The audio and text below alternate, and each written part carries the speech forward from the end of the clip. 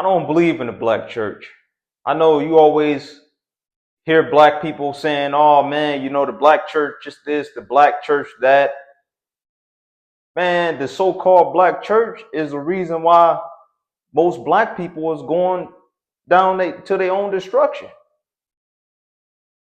The church is the believer that sacrifice and walk with Jesus every day. That's the church. The church is you and me. There ain't no black church. There ain't no such thing as no black church, white church, Puerto Rican church, Mexican church, Filipino church. It's only one church. And that's the kingdom.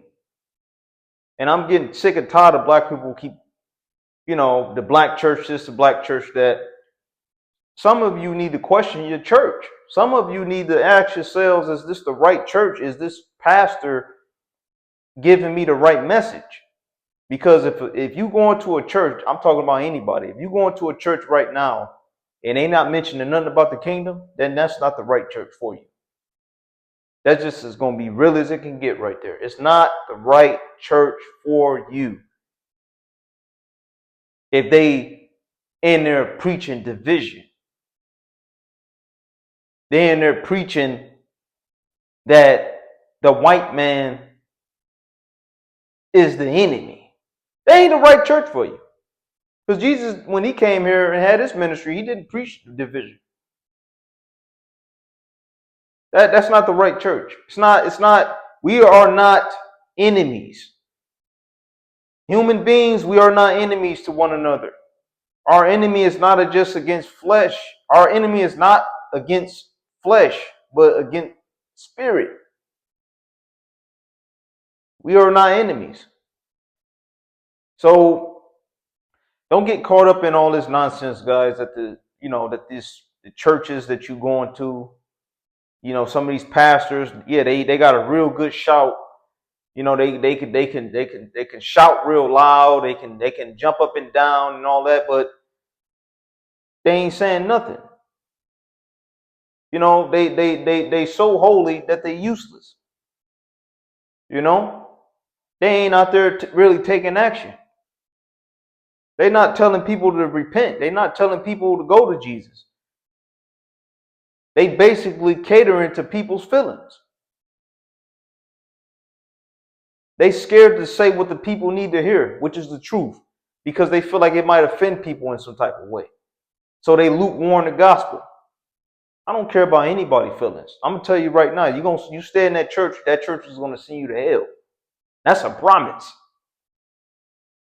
The reason why I'm making this and telling you the way it is I care about you. I want you to see things for yourself, do your own research. I want you to open your eyes, stop being in your feelings so much, because people being in their feelings is going to send them straight to their destruction. Some people right now is literally destroying themselves because they too busy blinded by their feelings. They can't see beyond their feelings. Emotion is a dangerous thing. It's a weapon that Satan uses to keep you away from the Father in heaven. Because he wants you to be offended by everything. That way you don't receive nothing. See what I'm saying? Once you're offended by everything people say, how can you learn anything? How can you be helped?